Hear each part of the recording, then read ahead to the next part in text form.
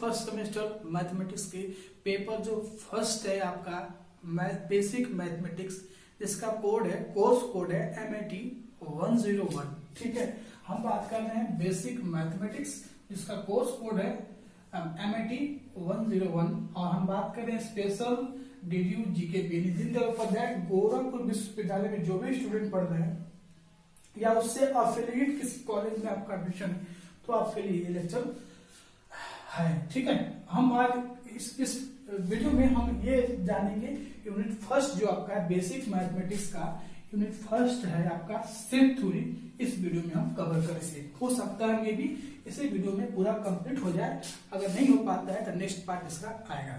ठीक है, तो सबसे पहले हम जानेंगे कि सेट्स से शुरू करेंगे, व्हाट इज सेट्स। ठीक है, उसके बाद जो भी आपका सिलेबस में बेसिक मैथमेटिक्स जो भी आपका सिलेबस में उसको हम कंटिन्यू करेंगे। तो चलिए जानते हैं व्हाट इज सेट और एग्जांपल के साथ।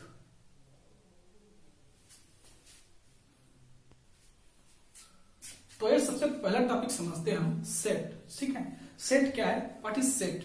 सेट की डिफिनेशन क्या है, a set which well defined collection of distinct object is called set।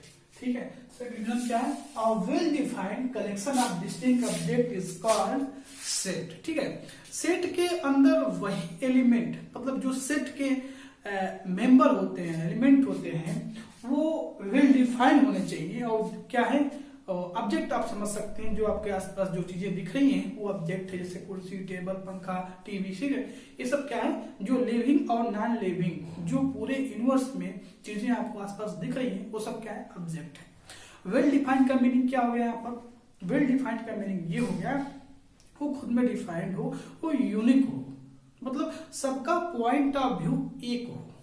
जैसे मैं आपको एग्जांपल दूं, जैसे मान लीजिए आपको से ये कहा गया कि टॉप 10 बैट्समैन इन वर्ल्ड, मतलब आपसे कहा गया है कि टॉप 10 दुनिया के 10 बेस्ट बल्लेबाज का सेट बनाया जा सकता है कि नहीं बना सकता। तो देखिए मेरा पॉइंट ऑफ व्यू कुछ और होगा, दूसरे से पूछेंगे तो कुछ और होगा। मतलब फेवरेट की बात करें, मतलब ऐसे भी ले सकते हैं आप कि 10 फेवरेट क्रिकेटर की बात करें, बैट्समैन की बात करें, तो सबका पॉइंट ऑफ व्यू क्या होगा, अलग अलग होगा। मेरा कुछ और होगा, आपका कुछ और होगा, किसी और से पूछेंगे तो कुछ और होगा। तो वो सेट नहीं है, वेल डिफाइंड नहीं है, वो यूनिक नहीं है। जैसे आपसे ये पूछा जाए कि the even number between 1 to 10 क्या सेट बनेगा कि नहीं बनेगा। देखिए सब डिस्टिंक्ट है, इवन नंबर क्या होते हैं 2, 4, 6, 8, है ना, तो ये डिस्टिंक्ट है और सबका पॉइंट ऑफ व्यू क्या सेम है। आप यहाँ नहीं, इंडिया में नहीं, कहीं किसी भी कंट्री में जाएंगे, आपसे 1 और 10 के बीच में आप इवन पूछेंगे तो वही बताया जाएगा आपको। तो समझ रहा है, वो यूनिक हो और सबका पॉइंट ऑफ व्यू जो हो वो बिल्कुल सेम हो। जैसे मुझसे पूछा गया कि अरिजीत सिंह के 10 फेवरेट सॉन्ग का सेट बनाया जा सकता है कि नहीं बना सकता है। आपसे पूछा जाए कि जो अरिजीत सिंह के टॉप फेवरेट सॉन्ग बताइए, क्या उसको सेट बनाया जा सकता है, top favourite song of Arijit Singh. तो देखिए मेरा टॉप फेवरेट सॉन्ग कुछ और होगा, आपका कुछ और होगा, किसी और से पूछेंगे तो कुछ और होगा। तो वे वेल डिफाइंड नहीं है, तो वो सेट नहीं बनाया जा सकता। अब प्राइम मिनिस्टर का सेट बनाया जा सकता है कि प्राइम मिनिस्टर एक ही होता है, और पूरे इंडिया में आप पूछेंगे, किसी से भी पूछेंगे तो प्राइम मिनिस्टर जो आपके हैं वो सब लोग एक ही नाम लेंगे, तो वो सेट बनाया जा सकता है। तो आई थिंक आपको समझ में आ गया कि व्हाट इज सेट, सेट क्या होता है। देखिए डिफिनेशन, देखिए सेट की definition, a well defined collection of distinct object is called set. Well defined का मतलब वो खुद में डिफाइंड हो, वो सबका पॉइंट ऑफ व्यू क्या हो, सेम हो। कलेक्शन ऑब्जेक्ट जो लिविंग और नॉट लिविंग जो भी यूनिवर्स में आपको चीजें दिख रही हैं वो सारी ऑब्जेक्ट है। ठीक है, तो डिफिनेशन क्या है, a well defined collection of distinct object is called set. ठीक है, the object in a set, जो सेट के अंदर ऑब्जेक्ट होते हैं उनको हम बोलते हैं are called its member or elements or points. ठीक है, ऑब्जेक्ट्स मीन्स क्या होता है, ऑब्जेक्ट्स मीन्स लिविंग और नॉन लिविंग इन यूनिवर्स, जो कि इस यूनिवर्स पूरे ब्रह्मांड में जो लिविंग और नॉन लिविंग जो भी आपको चीजें दिख रही हैं वो हमारे ऑब्जेक्ट हैं। एग्जाम्पल देखिए, सेट के एग्जाम्पल देखिए, the collection of all vowel in English alphabet namely A E I O U. तो ये एक सेट बन सकता है क्योंकि ये वेल डिफाइंड है, सबका पॉइंट ऑफ व्यू क्या है, सेम है। आपसे वावेल पूछा जाए तो आप भी ये बताओगे, किसी और कंट्री में जाओगे अगर इंग्लिश अल्फाबेट का वावेल पूछा जाए तो वो भी वही बताएगा। मतलब दुनिया में जो चीजें यूनिक हो, सबका पॉइंट ऑफ व्यू क्या हो, एक हो, तब उनका जो कलेक्शन होगा वही हमारा क्या कहलाएगा, सेट कहलाएगा। जैसे सेकेंड एग्जांपल देखिए, the collection of all beautiful girl of India. अब आपसे पूछा जाए कि इंडिया में जितने सुंदर लड़कियां हैं उनका कलेक्शन क्या सेट हो सकता है? नहीं हो सकता है, क्योंकि गर्ल की बात की जाए तो ये पॉसिबल नहीं है कि आप जितने भी इंडिया में ब्यूटीफुल गर्ल हैं उनका आप कलेक्शन करके सेट बस, सब मेरा कलेक्शन कुछ और हो जाएगा, आपका कुछ और हो जाएगा, आपका कुछ और हो जाएगा, किसी और से कुछ, सबका अलग अलग हो जाएगा। हाँ, उसमें कुछ लोग छोटे होते हैं, कुछ लोग ब्लाइंड होते हैं, हाँ, कई तरह के उसमें गर्ल आपके आ जाएंगे। ठीक है, तो इनका हम कलेक्शन हम सेट नहीं बना सकते। आई थिंक आप समझ गए होंगे मैं क्या बोलना चाह रहा हूं। ठीक है, नेक्स्ट है द रिवर ऑफ इंडिया। बिल्कुल, भारत की जितनी नदियां हैं उनका हम सेट बना सकते हैं। किसी से पूछेंगे आप, इंडिया के किसी भी मेंबर से आप पूछेंगे तो जितनी नदियां होती हैं, गंगा जमुना सरस्वती जितने भी होती हैं, सब लोग वही बताएंगे, तो उनका हम सेट बना सकते हैं, उस सेट में रख सकते हैं। आड नेचुरल नंबर लेस देन 10। देखिए 10 से छोटा जो आड नेचुरल नंबर होगा वो क्या होगा, 1 3 5 7 9। ये हम नहीं, कोई नहीं, किसी से भी पूछेंगे तो सबका पॉइंट ऑफ व्यू क्या है, यही आएगा, किसी का अलग नहीं आ सकता है।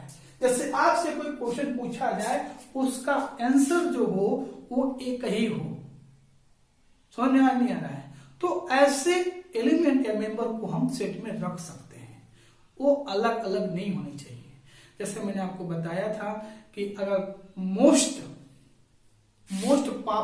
फेवरेट सॉन्ग ऑफ 2021 की बात करें, 2021 की बात करें, तो मोस्ट 10 ले लेते हैं, 10 पॉपुलर सॉन्ग, 10 फेवरेट सॉन्ग की बात करें तो मेरा कुछ और आएगा, आपका कुछ और आएगा, सबका अलग अलग से पूछेंगे, उनका अलग नहीं, मेरा ये फेवरेट है, मेरा ये फेवरेट है, मेरा ये नहीं फेवरेट है। ठीक है, तो ऐसे जो वेल डिफाइंड नहीं होंगे उनको हम सेट में नहीं रख सकते हैं। ठीक है, आप ये सेट बनाएगा, ये आपका सेट नहीं बनेगा।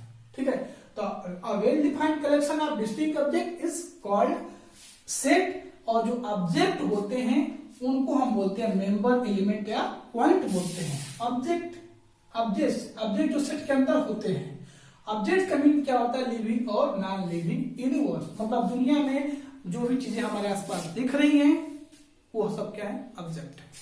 ओके, तो समझ आ गया। अब देखिए द नोट में लिखिए, the set is denoted by capital letter,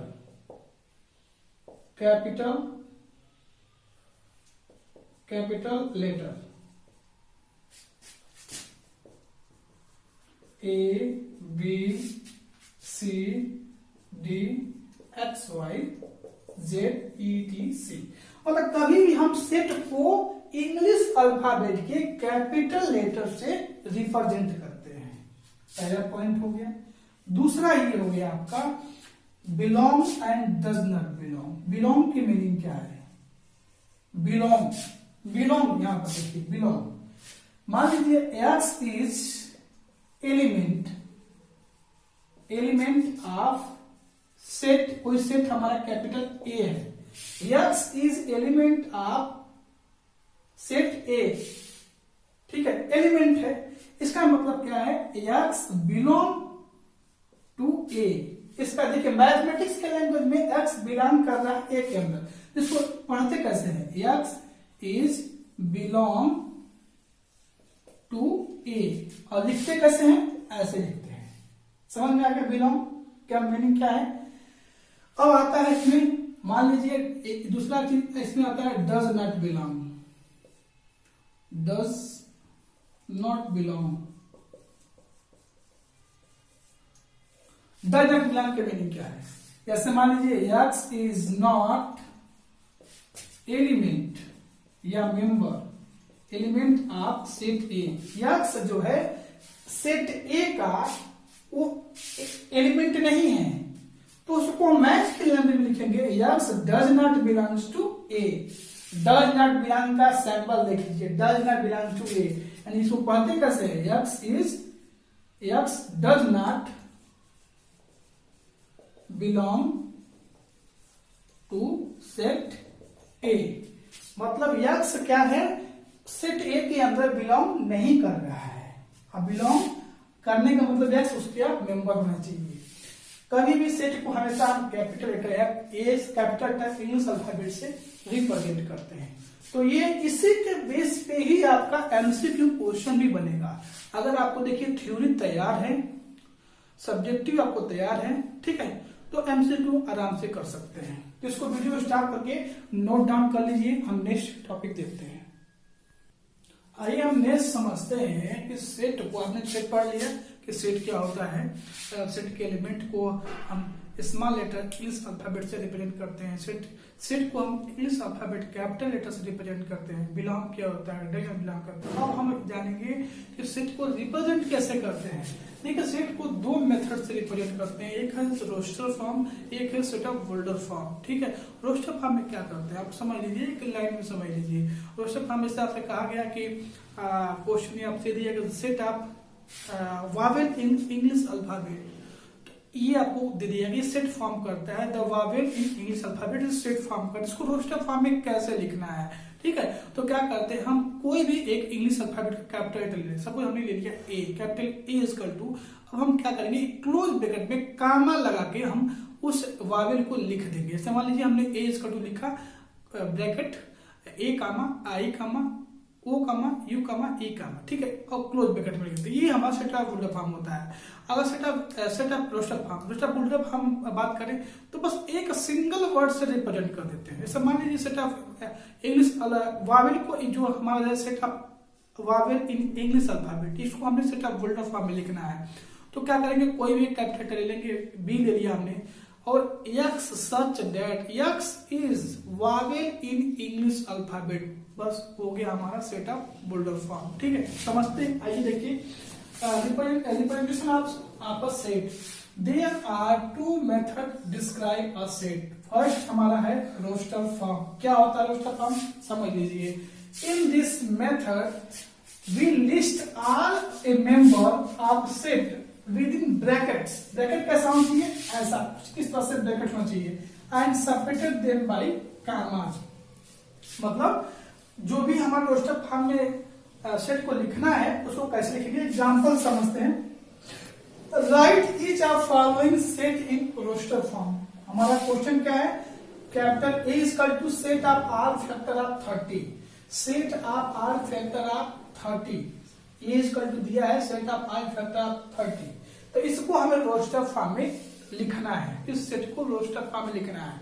तो 30 को डिवाइड करने वाले कितने नंबर होते हैं उनको एक बार सोच लीजिए आप, उसको हम क्या करेंगे। तो देखिए कैसे इसको रोस्टर फॉर्म में हम लिखते हैं। हमने कैपिटल सेट को कैपिटल ए से रिप्रेजेंट करते हैं, इक्वल टू ब्रैकेट लगा देंगे, इसलिए ब्रैकेट, और 1 डिवाइड करता है, 2 डिवाइड करता है, 30 को 3 डिवाइड करता है, फैक्टर बोला गया ना, फैक्टर।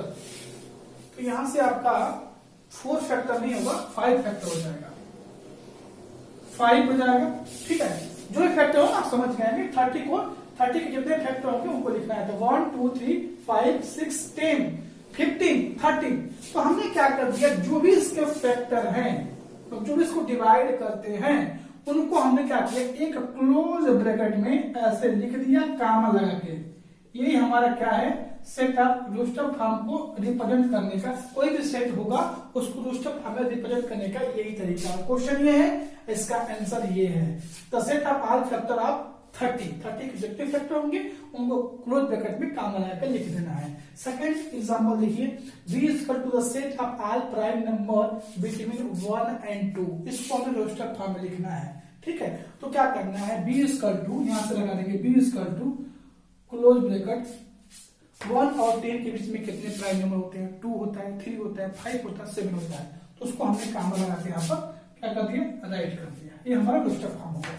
नेक्स्ट मेथड जो हमारा सेकंड मेथड होता है set of builder form. Set of builder form को एक सिंगल एलिमेंट से हम रिप्रेजेंट करते हैं। जैसे मैं आपको एक समझा देता हूं, तो मान लीजिए हमारा यही इसी क्वेश्चन को देखिए, ये क्वेश्चन हमारा है ना आल फैक्टर ऑफ 30। इसको अगर हमें रोस्टर फॉर्म में लिखना है तो क्या करेंगे, कैपिटल एक्स लिखना क्या है, x such that x is factor of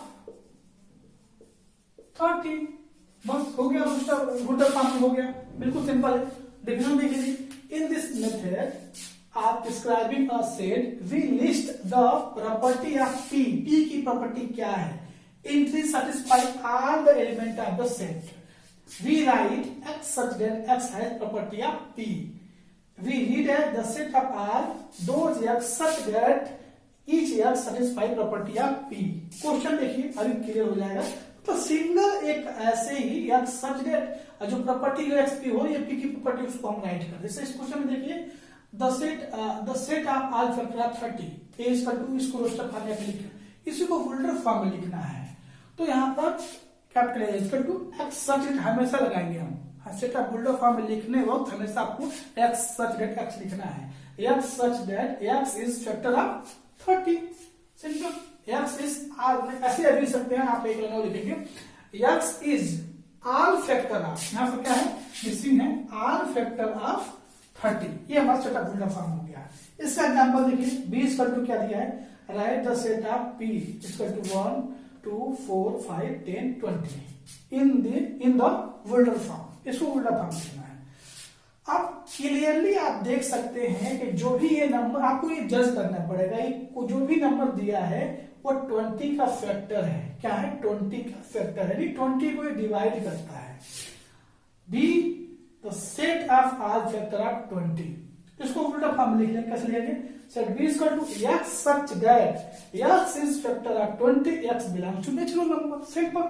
तो इस क्वेश्चन का आंसर जो है विल्डर फॉर्म में ये होगा, x such that x is factor of 20।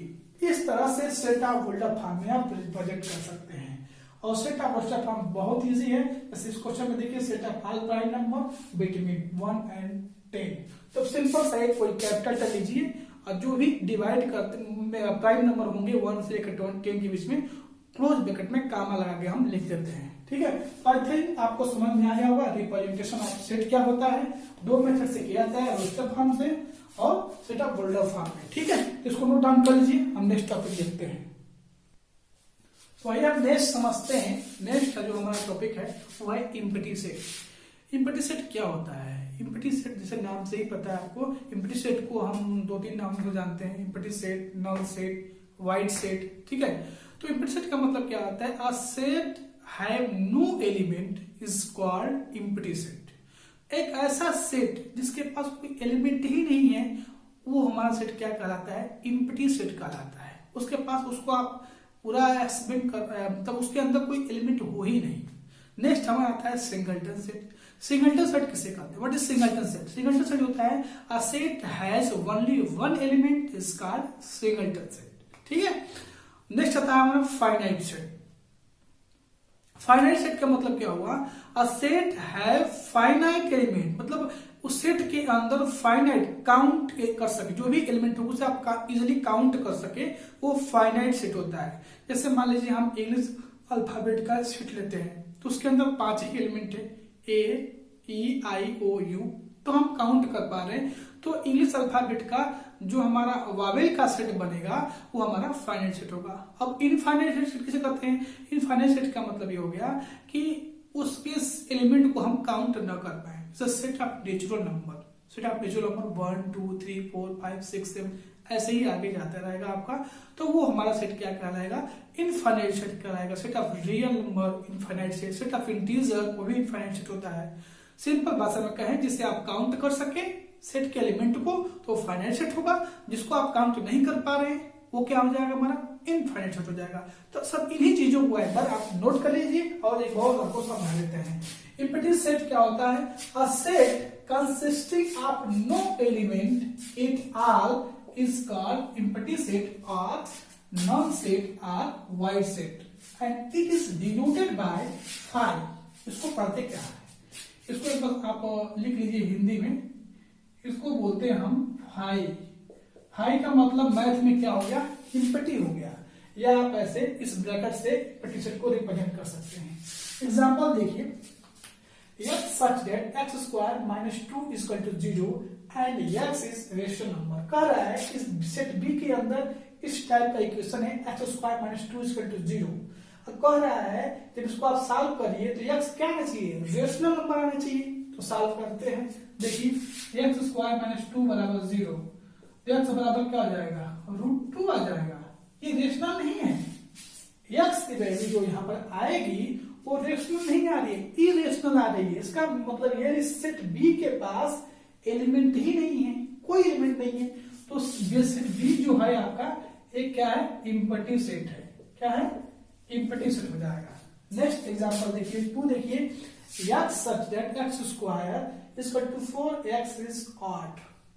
अब यहाँ पर x आपको वही एलिमेंट लिखना है जिसका स्क्वायर करने पे 4 होना चाहिए, लेकिन x यहाँ क्या होना चाहिए? ऑड होना चाहिए। आप खुद बताइए, x square minus x square equal to 4 and x equal to क्या है? प्लस माइनस 2 आ रहा है। इसकी वैल्यू जो है वो क्या आ रही है? प्लस माइनस 2 आ रही है। अरे x की वैल्यू आप क्या लोगे? इसका स्क्वायर करने पर 4 आएगा। तो इस सेट के अंदर इसमें बोला गया x ऑड होना चाहिए, लेकिन यहाँ x की वैल्यू प्लस 2 आ रही है, माइनस 2 आ रही है, जो ऑड नहीं होता है। ठीक है ना? x प्लस माइनस 2 क्या हो जाएगा? 2 क्या है? हमारा इवन नंबर है, इसलिए ये सेट भी क्या हो जाएगा? आपका एम्प्टी सेट हो जाएगा। सेट हमारा जो डी है वो भी क्या है? एम्प्टी सेट है। सेट डी के अंदर भी क्या है? सेट डी के अंदर क्या है? एक भी एलिमेंट नहीं है, एम्प्टी लगा देंगे। नेक्स्ट हमारा आ रहा है singleton set. A set consisting of single element, single element is called singleton set. जैसे कोई भी सेट उसके पास केवल एक ही एलिमेंट हो तो उस सेट को हम बोलेंगे सिंगलटन सेट। एग्जांपल फर्स्ट देखिए, a is equal to x such that x minus 1 is equal to 0, x is natural number. यहाँ x की वैल्यू आप क्या रखेंगे? 0 आ जाएगा। देखिए x minus 1 को सॉल्व कर रहे हैं तो क्या आ जाएगा? 0 यानी x बराबर क्या मिल गया? 1। यानी इस सेट A के पास एक ही एलिमेंट है और वो क्या है? 1 है। इसका सोल्यूशन क्या आ रहा है? यहाँ एक ही एलिमेंट आप 1 मिलेगा, जो यहाँ पर रखोगे x के पे 0 आएगा। यानी इस सेट A के पास केवल एक ही एलिमेंट है, वो है 1, तो सिंगलटन सेट हो जाएगा। अब इस सेट को देख लीजिए, b बराबर 0 रखा गया है, तो सिंगलटन सेट। इसके पास केवल एक ही एलिमेंट है, 0 एलिमेंट। ठीक है, तो सिंगलटन सेट समझ में आ गया होगा। अब नेक्स्ट हमारा फाइनाइट एंड इनफाइनाइट सेट समझिए। अ set consisting of finite number of element is called finite set. कोई भी सेट है उसके पास अगर फाइनाइट नंबर ऑफ एलिमेंट से आप काउंट कर सको तो वो हमारा क्या कहलाएगा? फाइनाइट सेट कहलाता है। And a set which not finite is called infinite set. अगर किसी केस में वो फाइनाइट नहीं होता है, इसे आप काउंट नहीं कर पा रहे हो, तो वो इनफाइनाइट सेट हो जाएगा। सिंपल लैंग्वेज में एग्जांपल देखिए, first set b is equal to 1 to 10, 1 2 3 4 5 6 7 8 9 10। इस सेट के पास 10 एलिमेंट है। ठीक है, इसे आप इजीली काउंट कर पा रहे हैं, तो ये सेट बी हमारा क्या है? एक फाइनाइट सेट है। समझ आ रहा है? देखिए सेट सी इक्वल टू दिया गया है ए E I O you, 5 element है, काउंट कर ले रहे हैं आप, तो एक सेट सी भी क्या है? हमारा फाइनाइट सेट है। ठीक, नेक्स्ट थर्ड देखिए, the set n is equal to 1 2 3 4 5 and so on आप आर नेचुरल नंबर, यानी set of are natural number, इसको आप काउंट नहीं कर सकते। तो एक हमारा ये सेट ऑफ नेचुरल नंबर क्या है? Infinite set. क्या है? इनफाइनाइट सेट, इनफाइनाइट सेट है। ठीक है, नेक्स्ट हमारा example number 4, the set of are real number. Set of real number आपने नंबर लाइन के बारे में सुना ही होगा, 0 प्लस इंफिनिटी और माइनस इंफिनिटी। इसके पास इनफाइनाइट एलिमेंट है, ऐसे आप काउंट नहीं कर सकते। ठीक है, तो ये रहा आपका empty set, singleton set, finite और इनफाइनाइट सेट। ठीक है, आई थिंक आपको सब कुछ क्लियर समझ में आ गया होगा। तो वीडियो स्टार्ट करके इसको अच्छे से नोट डाउन कर लीजिए, स्क्रीनशॉट ले लीजिए आप। ठीक है, नोट्स नहीं दिया जाता, मैं तुम्हें क्या मैं नोट्स आपको दूंगा। ठीक है, तो इसको आप नोट स्क्रीनशॉट ले लीजिए या उसको आप नोट डाउन कर लीजिए। आइए हम नेक्स्ट समझते हैं। नेक्स्ट हमारा जो है वो क्या टॉपिक हमारा है, cardinal number of finite set. Cardinal number क्या होता है, कोई भी सेट हमारे पास है तो कार्डिनल नंबर का मतलब ये हो गया उस सेट के अंदर आप एलिमेंट को काउंट कर लीजिए और उसको लिख दीजिए, वही उस सेट का क्या है, कार्डिनल नंबर कहलाता है। देखिए डिफिनेशन क्या होता है, the number of distinct element, distinct repeated नहीं, डिस्टिंक्ट अलग अलग, the number of distinct element contain in a finite set. अगर फाइनाइट लिखा गया, फाइनाइट सेट का ही कार्डिनल नंबर आप निकाल सकते हैं, ठीक है। इज कॉल्ड इस cardinal number two be denoted by number of element of A. Cardinal number का मतलब होता है number of element of A is called cardinal number, यानी एन ए से डिनोट करते हैं। देखिए फाइनाइट सेट का कार्डिनलिटी आप निकाल सकते हैं, लेकिन इनफाइनाइट सेट का कार्डिनलिटी क्या होता है अभी आप अपने इस लेवल पे आप नहीं जान सकते। जब अगर नेक्स्ट क्लास पे जाएंगे, आप नेक्स्ट लेवल में जाएंगे तो आपको पता चल जाएगा कि इनफाइनाइट सेट की भी कुछ कार्डिनलिटी होती है, ठीक है। तो देखिए एग्जांपल देखिए, if A is equal to 2 3 5 7 11 13, count कर लीजिए कितने एलिमेंट है, 1 2 3 4 5 6। तो नंबर ऑफ एलिमेंट क्या है, 6 है। इस सेट ए का कार्डिनल नंबर क्या है, 6 है। नेक्स्ट आ रहा है इसमें equal set, two set A and B are said to be equal set as right A is equal to B if every element of A is in B and every element of B in A। मतलब दो set equal कब होते हैं, ए के सारे element set B के अंदर होने चाहिए और बी के सारे एलिमेंट ए के अंदर होने चाहिए, तो हम कहेंगे ए क्या है और बी क्या है, इक्वल सेट। एग्जांपल देखिए, ए इक्वल टू में लिया सेट लिया है 1 2 3 4 5 लिया है and B equal to 5 1 2 3 5। Set element इधर हो सकते हैं, लेकिन सेट के ए के जितने भी एलिमेंट है बी के अंदर है और बी के अंदर जो भी एलिमेंट है वो सेट ए के अंदर है, इसीलिए set A equal to B हो जाएगा, ठीक है। नेक्स्ट इसमें आ रहा है equivalent set. Two finite set capital A and capital B are said to be equivalent if same number of cardinality, मतलब same number cardinal number same हो चाहिए and number of element is equal to number of element B. Number of element B दोनों equal हो तो हम कहेंगे equivalent. लेकिन एक चीज नोट कर लीजिए आप, two sets are equivalent but not need not to equal, मतलब two sets are equivalent but need not be equal. दो सेट इक्विवेलेंट हो सकते हैं लेकिन इक्वल नहीं हो सकती, दैट बी इक्वल। जैसे एग्जांपल आप देख सकते हैं, ए बराबर लिया 2 3 5, तो इसके नंबर ऑफ एलिमेंट क्या है, 3 है। बी बराबर सेट हमने लिया ए बी सी, इसके भी नंबर ऑफ सेट बी के अंदर कितने एलिमेंट हैं, तो इसका मतलब क्या है कि set A and B are equivalent but not equal. Equivalent हो सकते हैं लेकिन वो equal need not be equal. देखिए यहाँ ए और बी की जो कार्डिनलिटी है, यानी जो cardinal number of finite set होते हैं, मतलब number of element A number of element B दोनों सेम है, 3 3 आ रहे हैं, तो ये सब क्या है, इक्विवेलेंट सेट है बट ये इक्वल नहीं है, ठीक है। तो वीडियो स्टॉप करिए। नेक्स्ट टॉपिक जो बहुत बेहतरीन टॉपिक आ रहा है वो है आपका सबसेट, बहुत मोस्ट इंपोर्टेंट टॉपिक है सबसेट। तो समझिएगा अच्छे से, कोई नोट थोड़ा आपको मैं नहीं देने वाला, तो इसी वो स्क्रीनशॉट आप ले लीजिए, इसी से अपना नोट्स आप बनाते रहिएगा, ठीक है। तो ये हम नेक्स्ट समझते हैं, बहुत इंपॉर्टेंट टॉपिक है, सबसेट है। सबसेट की डिफिनेशन क्या होती है, सपोज हमारे पास दो सेट है, ए और बी दो सेट है, तो ए के सारे एलिमेंट अगर सेट बी के अंदर आ जाते हैं तो हम कहेंगे ए क्या है, बी का सबसेट है। क्या है, बी का सबसेट है। ये डिफिनेशन है सबसेट की, बहुत सिंपल है, ठीक है। तो देखिए डिफिनेशन सबसेट की, if A and B are two sets, हमारे पास A capital A and capital B are two sets such that every element of A is in B, B say that A is subset of B. अगर A के सारे element जो है set B के अंदर आ जाते हैं तो हम कहेंगे A subset of B and right, we write कैसे, पढ़ते कैसे हैं, A subset of B, A subset of B word में लिखेंगे कैसे, A is subset of B, और न्यूमेरिकली मैथमेटिकली लिखते हैं ए सबसेट ऑफ बी, ठीक है। If A subset of B then B is called super set of A. अगर A B का सबसेट है then B is called super set of A and written as B is super set of A. इसको क्या पढ़ते हैं, B is super set of A. If A subset of B and A not equal to B, देखिए यहां पर ये equal का sign दिख रहा है ना, तो अगर मान लो ए सबसेट ऑफ बी है और ए इक्वल नहीं है बी के, ठीक है, then A is called proper subset of B and B written as this. A क्या है, सबसेट तो है, लेकिन ये क्या है, प्रॉपर सबसेट है।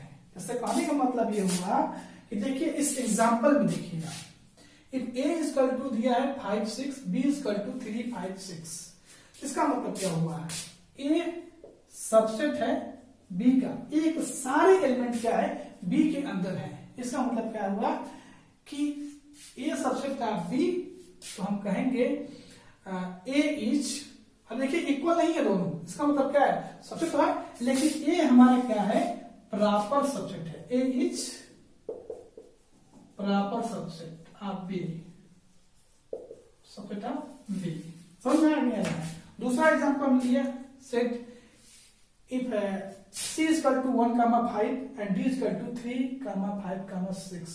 देखिए इसके सारे एलिमेंट इसके नहीं है, इसके अंदर नहीं है, तो इसका मतलब क्या हुआ, c is not subset of d। इसको वर्ड में लिख सकते हैं ऐसे, c is not subset of d, मतलब ए सी के सारे एलिमेंट डी के अंदर नहीं है। इसका मतलब क्या है, सी क्या है, डी का सबसेट नहीं है। और इसमें देखिए, इस एग्जांपल देखिए, इसमें ए के सारे एलिमेंट बी के अंदर हैं, तो हम कहेंगे ए क्या है, बी का सबसेट है। 2 पॉइंट इसमें आप ध्यान रखना है, एक तो सबसेट डिवीजन क्या है, 2 सेट हमारे पास है, ए के सारे ए और बी हैं, दो ए के सारे एलिमेंट बी के अंदर आ जाते हैं, तो हम कहेंगे ए सबसेट ऑफ बी। अब देखिए ए का सबसेट ऑफ बी है, और तो हम बी को बोलेंगे सुपर सेट ऑफ ए, ठीक है। अगर ए सबसेट ऑफ बी है एंड ए इक्वल नहीं है बी के अंदर, तो हम ए को बोलेंगे A is called proper subset of B. उसको कैसे डिनोट करते हैं, इक्वल का साइन हट जाता है, ठीक है। नेक्स्ट एग्जांपल देखिए, यहां पर write down all proper subset of first 1, 2, second 2, 3, 4, इसके प्रॉपर सबसेट बताइए। तो प्रॉपर सबसेट क्या होते हैं, इसी से सबसेट बना लीजिए, लेकिन इसके इक्वल मत लिखिए, वही इसका क्या है, प्रॉपर सबसेट है। द प्रॉपर सबसेट ऑफ 1, 2, एक सबसेट 1 बनेगा सिंगलटन, दूसरा बनेगा 2, इसका 1 और 2 इसका सबसेट तो है, लेकिन इसके इक्वल नहीं है, इसके मतलब क्या है, इस सेट का ये दोनों प्रॉपर सबसेट है। सेकंड का देखिए 2, 3, 4, द प्रॉपर सबसेट ऑफ 2, 3, 4, मैंने आपको बोला इसी से सबसेट बना लीजिए, लेकिन इसके इक्वल जो होगा वो सबसेट इसका प्रॉपर सबसेट नहीं होगा।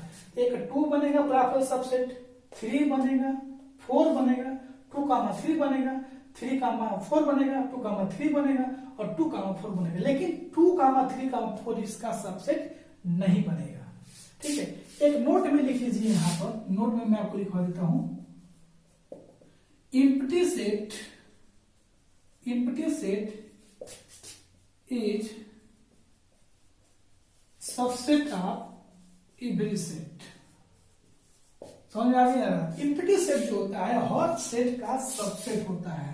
Second, every set is subset of itself। every set is subset of itself, मतलब कोई भी सेट खुद का सबसेट बनता है, ठीक है, ये बोला जा रहा है आपसे। एम्प्टी सेट जो होता है हर सेट का सबसेट होता है, और every set is subset of itself. देखिए आपने नेचुरल नंबर के बारे में पढ़ा है, नेचुरल नंबर, ठीक है, उसके बाद होल नंबर, उसके बाद इंटीजर, उसके बाद रेशनल नंबर, उसके बाद रियल नंबर, उसके बाद कॉम्प्लेक्स नंबर। मैं आपको बता रहा हूँ कौन किसका सबसेट है। नेचुरल नंबर जो होता है, नेचुरल नंबर के सारे एलिमेंट जो होते हैं वो होल नंबर के अंदर होते हैं। होल नंबर के जो एलिमेंट होते हैं वो सारे इंटीजर के अंदर होते हैं, ठीक है। इंटीजर के जो सारे एलिमेंट होते हैं वो रेशनल नंबर के अंदर होते हैं। रेशनल नंबर के सारे एलिमेंट जो होते हैं वो रियल नंबर के अंदर होते हैं। मतलब natural number subset of whole number, whole number subset of integer, integer subset of rational number, rational number subset of real number, और रियल नंबर का भी सारे एलिमेंट वो कॉम्प्लेक्स नंबर के अंदर होते हैं। कॉम्प्लेक्स नंबर के बारे में आपने सुना होगा, क्लास 11 में पढ़ा होगा। कॉम्प्लेक्स नंबर जो होता है, कोई भी number a plus iota b form का होता है तो उसे हम बोलते हैं वो कॉम्प्लेक्स नंबर है। देखिए ये नंबर का सबसेट मैंने आपको बताया। Natural number is subset of whole number, whole number is subset of integer, integer is subset of rational number, rational number subset होता है रियल नंबर का, और रियल नंबर का भी सबसेट होता है कॉम्प्लेक्स नंबर। यानी कॉम्प्लेक्स नंबर एक ऐसा सबसेट है, सबसे बड़ा सबसेट, उसके अंदर सारे एलिमेंट आ जाते हैं। समझ में नहीं आ रहा है, ठीक है। तो ये रहा आपका सबसेट का कंसेप्ट। और सुपर सेट क्या होता है, प्रॉपर सबसेट क्या होता है। प्रॉपर सबसेट का मतलब ये हो गया कोई सब टू सेट हमारे पास ए और बी है, ए बी का सबसेट तो है लेकिन ए इक्वल नहीं है बी का, तो हम बोलेंगे A is proper subset of B. समझ में आ गया। तो ये रहा आपका कंसेप्ट सबसेट का, और जी एग्जाम्पल भी आपने देख लिया। तो इसको वीडियो स्टॉप कर नोट डाउन कर लीजिए। नेक्स्ट कंसेप्ट हम देखते हैं। तो आइए हम नेक्स्ट टॉपिक समझते हैं। नेक्स्ट टॉपिक जो हमारा है वो है यूनिवर्सल सेट और पावर सेट। बहुत मोस्ट इंपॉर्टेंट टॉपिक है। क्या होता है यूनिवर्सल सेट, समझिए एक बार। If there are some set under consideration then there happen to be set which is a superset of each one of given set. Such a set is known as universal set. उस set को क्या बोलेंगे, universal set. For those sets we shall denote universal set by capital U। देखिए हमारे पास कोई set है U है जिसके पास क्या है 1 से लेके 2 से लेके 10 तक एलिमेंट है, और A के पास है 1 और 2 है, और B के पास है एलिमेंट है वो 3, 4 और 5 है। देखिए इस सेट में A और B का क्या है, सबसेट है। A B का क्या है, सबसेट है। B भी क्या है, U का क्या सबसेट है, और A B का सबसेट है। तो A और B का यूनिवर्सल सेट क्या हो जाएगा, U हो जाएगा। मतलब कहने का मतलब ये हो गया U पे 1 से लेकर 10 एलिमेंट है, और A के पास 1, 2 एलिमेंट है, B के पास 3, 4, 5 एलिमेंट है।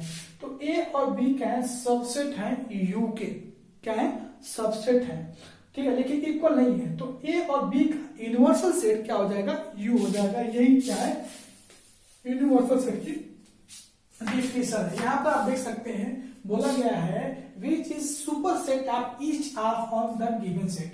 तो सुपर सेट का डिफिनेशन यही होता है, वो सबसेट तो बनेगा लेकिन तो इसके इक्वल नहीं बनेगा, ठीक है ना। तो वो हमारा यूनिवर्सल सेट हो जाएगा। एग्जांपल समझिए, ए स्क्वायर को मिल गया है 1, 2, 3, square 2, 3, 4, 5 and C square to 16, 7, ठीक है।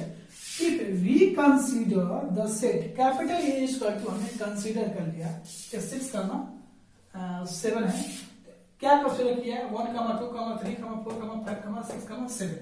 आप देख सकते हैं A B C के सारे एलिमेंट इस U के अंदर आ रहे हैं, ठीक है, लेकिन ना A U के इक्वल है, ना B U के इक्वल है, ना C U के इक्वल है।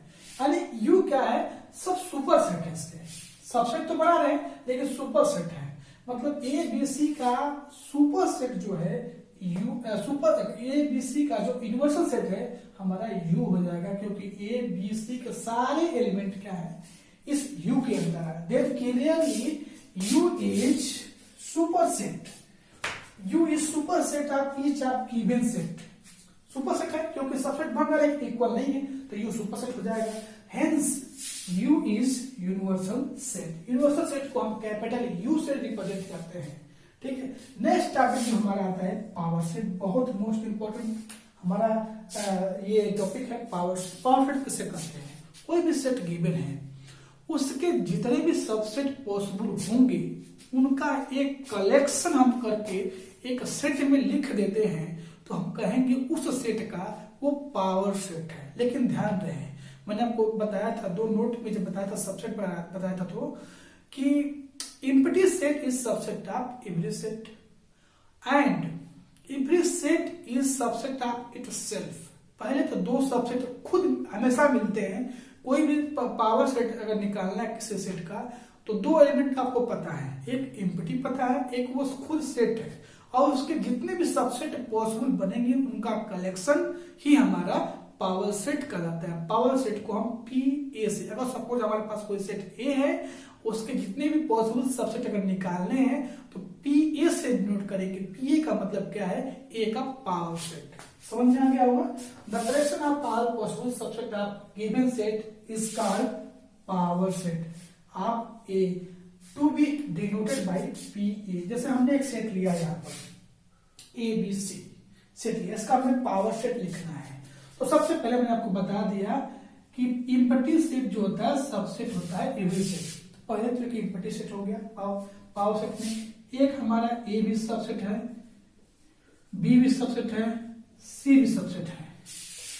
एक एक एलिमेंट सब हमारा सबसेट बनेगा, ये लिख दिया हमने। अब ए बी बनेगा हमारा, एक ए बी सबसेट बनेगा, एक हमारा बी सी सबसेट बनेगा, ठीक है, एक हमारा सी ए सबसेट बनेगा।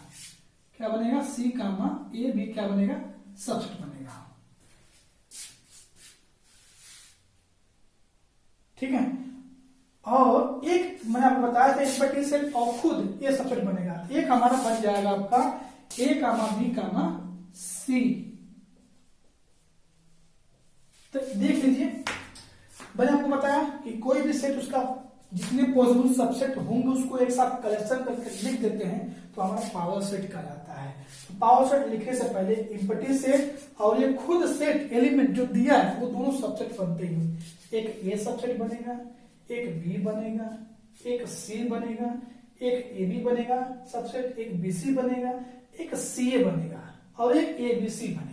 तो इस तरह से पावर सेट लिखते हैं। जैसे मैंने एक और एग्जांपल लेता हूं, बी इक्वल टू मैं 1 2 ले लेता हूं। इसका सपोज हमें पावर सेट लिखना है तो power set of B equal to, एक तो पहले हम एम्प्टी सेट लिख देंगे, दूसरा हम 1 लिखेंगे, तीसरा हम 2 लिखेंगे और चौथा हमारा क्या हो जाएगा 1 कामा 2 खुद एक हमारा सबसेट है, क्योंकि every set is subset of itself. मैं आपको एक काउंटिंग बता देता हूं। कोई भी सेट गिव उसका पावर सेट अगर आपको निकालना है तो कैसे निकालें। सपोज हमारे पास कोई सेट, नोट में आप इसको लिख सकते हैं, ठीक है, नोट में लिख सकते हैं। इफ अगर नंबर ऑफ एलिमेंट आपको ए का पता चल गया, मान लेते हैं कि नंबर ऑफ एलिमेंट अगर मान लेते हैं एम है तो उसके पावर सेट में कितने एलिमेंट होंगे। तो power set of A equal to 2 the power M. Counting है, जैसे देखिए इसको देखिए, ए सेट ए में देखिए इसके पास 3 एलिमेंट हैं। तो हम ये निकालने से पहले आप पता लगा सकते हैं कि इसके पावर सेट कितने एलिमेंट आएंगे। तो 2 दी पावर 3 करेंगे तो 8 आएगा। यानी जब इसका पावर सेट आप बनाएंगे, इसका सबसेट लिखेंगे, 8 एलिमेंट होने चाहिए। काउंट करते हैं 8 एलिमेंट है कि नहीं है।